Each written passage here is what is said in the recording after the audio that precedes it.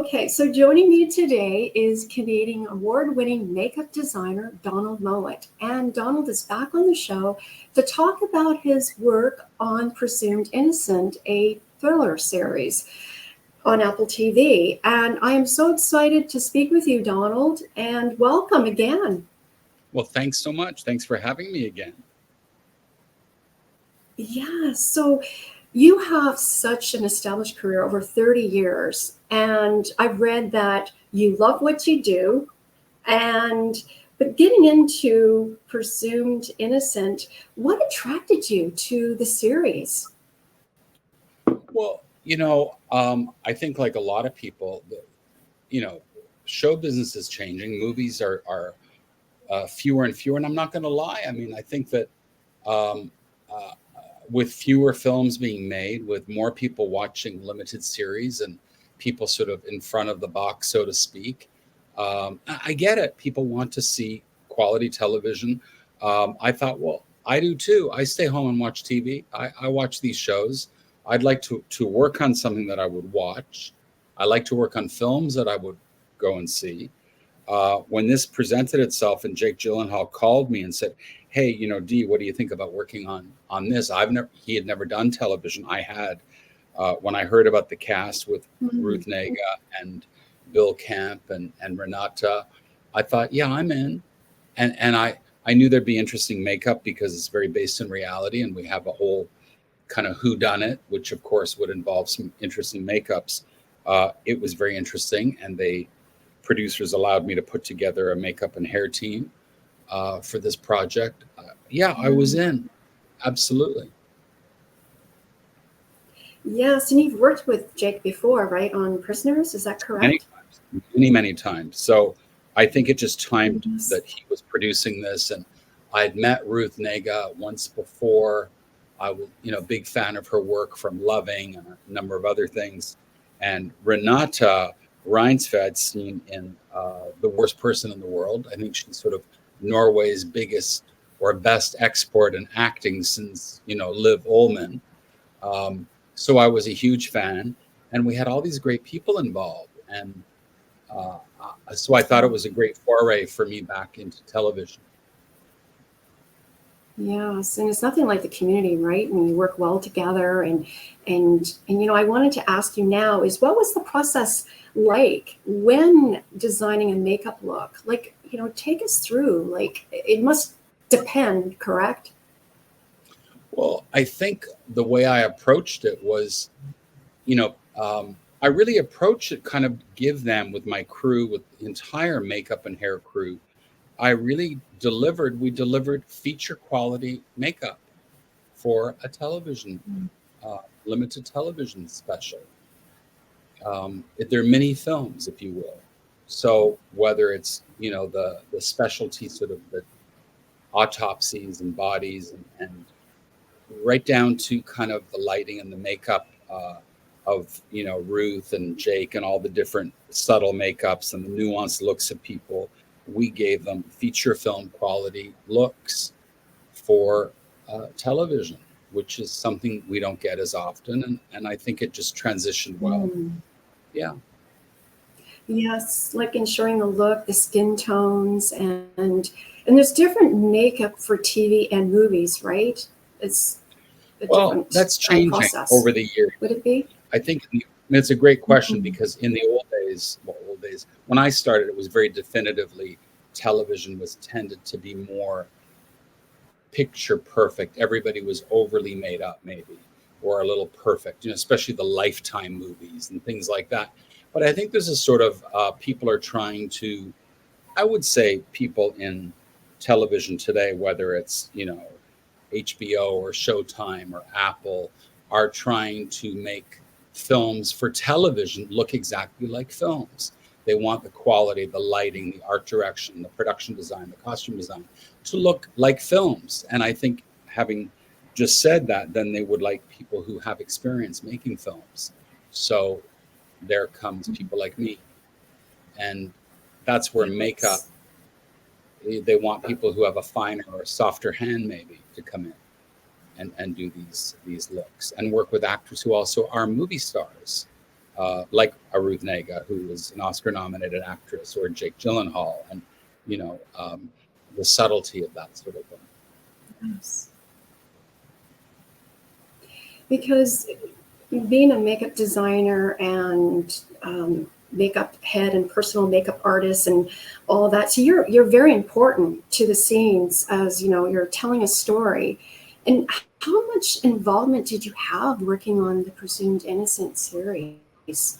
Well, I think that very early on I was consulted. We spoke in pre-production about having enough prep time, at least to make it look as authentic as possible within the confines of a smaller scale, of getting the right cast, of doing at least some testing, especially for things like the authenticity of the young people, of the kids, of Chase and Kingston, looking authentic, believable as the teenagers of this couple, of Bunny, being the first person you see murdered, and recreating a crime scene, which I really take a lot of pleasure, not pleasure in recreating a crime scene, but a great pleasure in doing my job and in telling a story with the director and the cinematographer, of making this look authentic with my crew, with Molly and Ching and Karen, and